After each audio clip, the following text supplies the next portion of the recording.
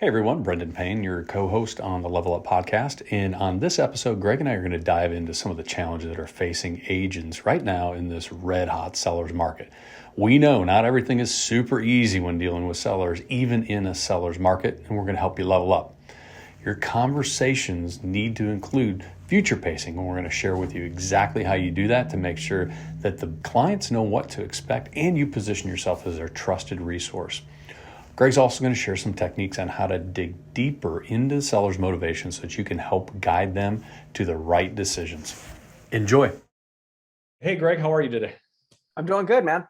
Good, man. Well, I know today we want to talk a little bit about, we're in a hot market now, and hot markets have their challenges too, right?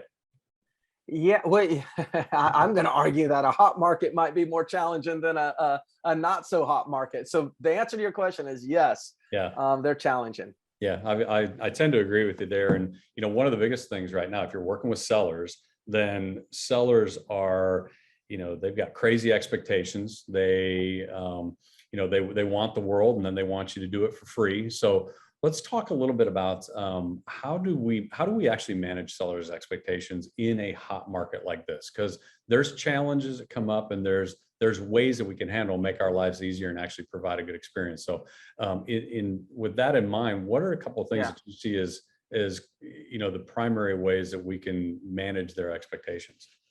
Yeah, before I even kind of think about that, I'm thinking, let's think about, like, in a down market, we have to manage expectations.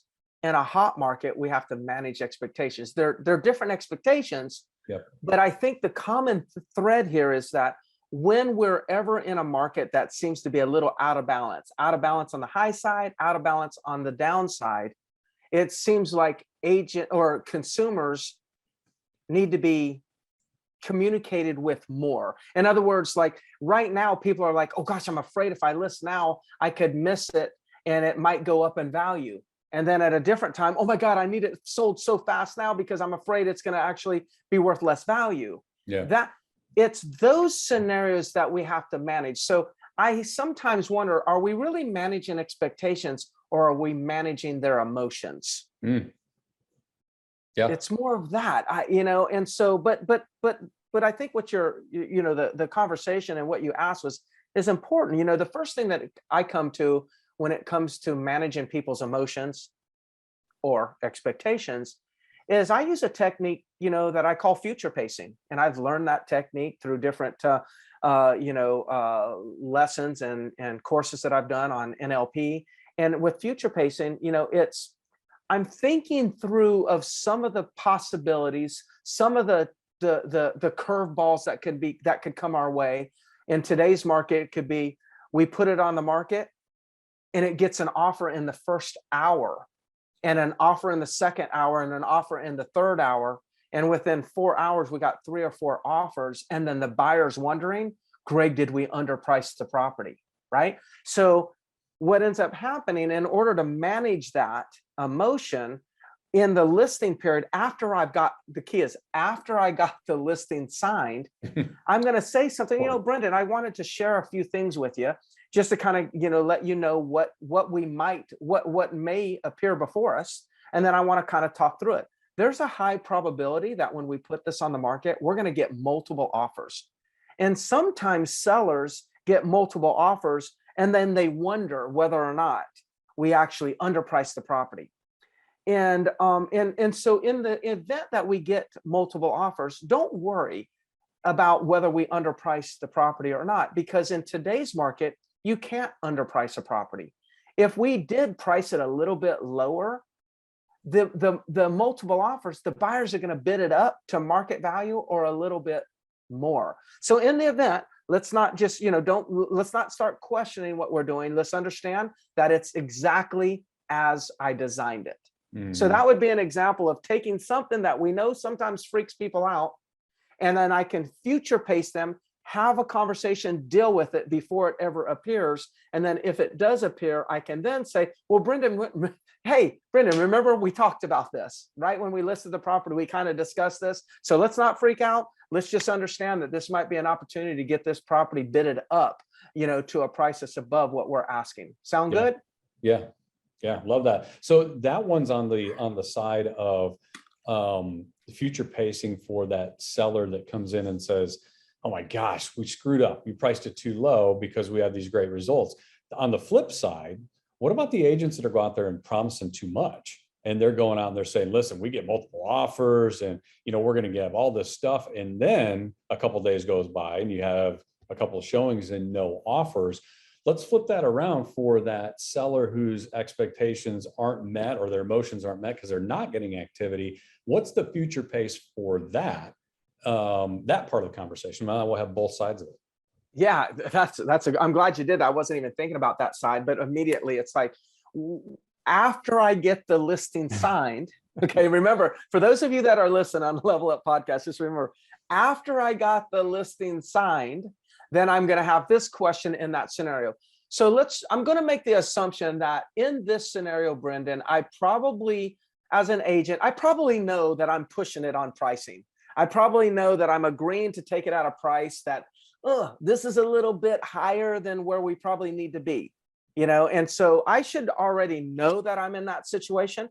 And since I know that ahead of time, after I get the listing signed, I'm going to say, "Hey, Brendan, you know what? I tell you what, one of the things you're really going to appreciate with working with me is that I pride myself in really communicating and making sure that as things are happening in the field, in the market, I'm communicating back to you. I know that we're really trying to stretch this price and get you the most money. And so in the event that we're pushing this price and we go on the market and the market thinks we're a little bit overpriced, the way that we'll see that, like, in other words, if we don't get multiple showings or multiple offers within the first week, just know that's the market giving us feedback that maybe we priced it a little bit too high, but I'm more than willing to go for it because I think we got a shot.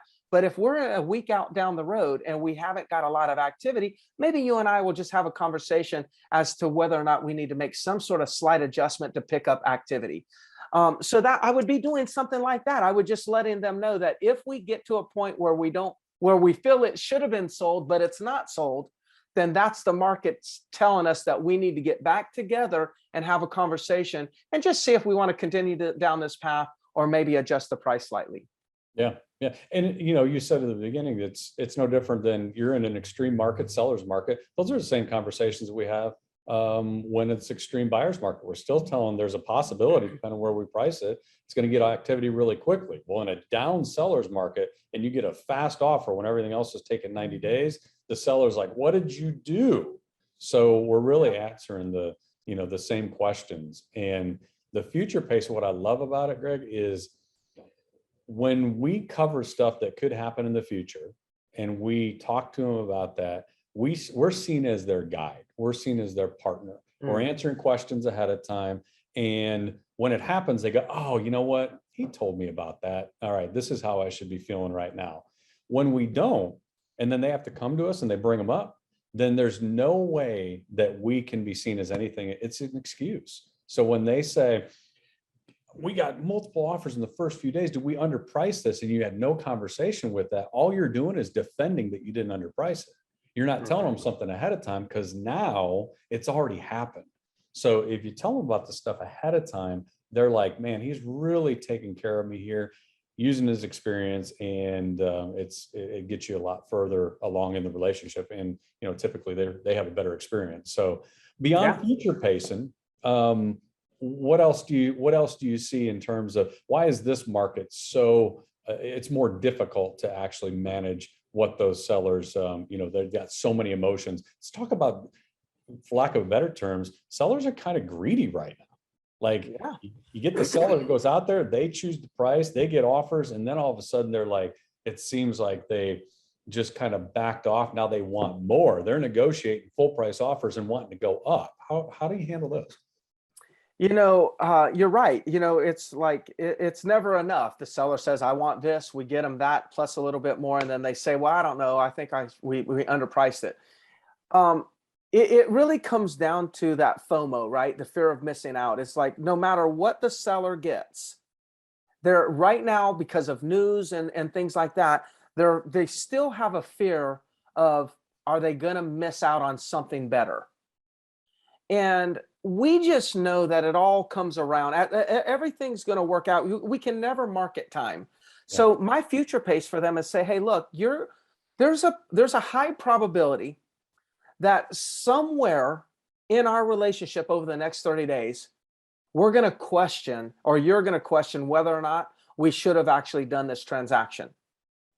And that's normal. It's called remorse, seller's remorse. It's kind of like the fear of missing out. Mm-hmm. But then once you close this transaction and you move on, and you move to Atlanta and you're comfortable with your family and your kids are in that new school district and you're at that new job, then you're going to look back and say, gosh, I'm glad I did it. So we just kind of got to remember why we're doing this. Yeah. In the end, there's stress involved in every transaction. And when stress occurs, we start to question. So if you start to question what we're doing, just understand that's normal. That's just a normal way of us managing stress. But we've talked about it. We're on the right path, and let's just keep moving forward. I just talk to them like that. And I think, Brendan, something that you're good at that I think is important to mention is future pacing must be followed up with massive communication. Yeah. So if I'm future pacing and I'm saying, hey, this is what could happen, and if this happens, then this, then after I make that statement, I need to keep communicating with my seller and saying, hey, remember we talked about this? Well, nothing's going on right now, but I'll keep you up to date. And as soon as you start seeing, hey, this thing's like a little shaky, then get in communication. Yeah. You can't just future pace and then they call you and say, hey, what's going on? Oh, if you do that, that's messed up. You future pace them, and you got to call them before they call you. Mm-hmm. You can manage their expectations if you do that, but you got to stay ahead of it in today's market.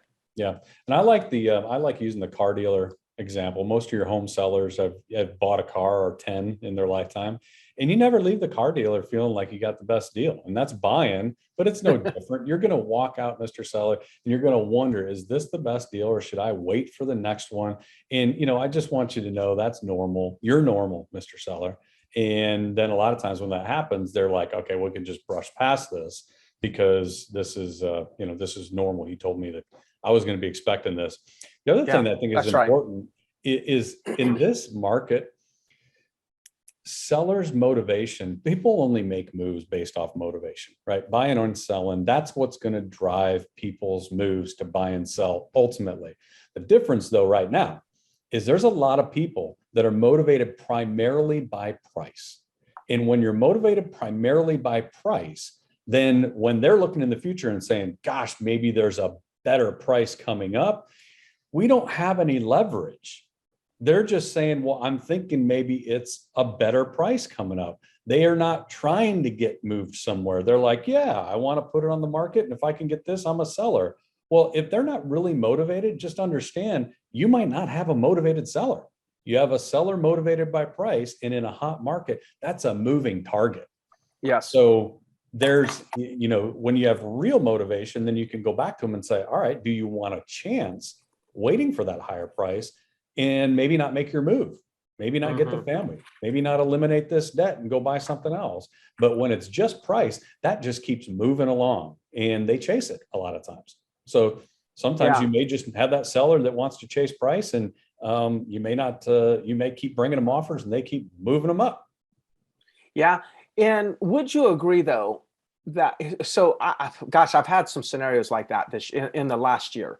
So I like that you bring this up. And there's been times I've been successful at kind of breaking through with this type of seller. And there's some times that I haven't been successful. Like it was just like, I could never satisfy this person. The times that I was successful versus the times that I wasn't is the times that I wasn't, I was thinking, gosh, this person's never satisfied. This person's greedy. Like I was making them wrong for what they were doing. Yeah. The times that and I'm guilty of doing that. I have been guilty, but I've also been successful. And I look back at the successful scenarios. What I did is I tried to understand them a little bit more. And I tried to say, hey, look, I work for you and I'm here to help you accomplish your goals. You want a little bit more money, but can you just tell me again, like what's important about selling this property?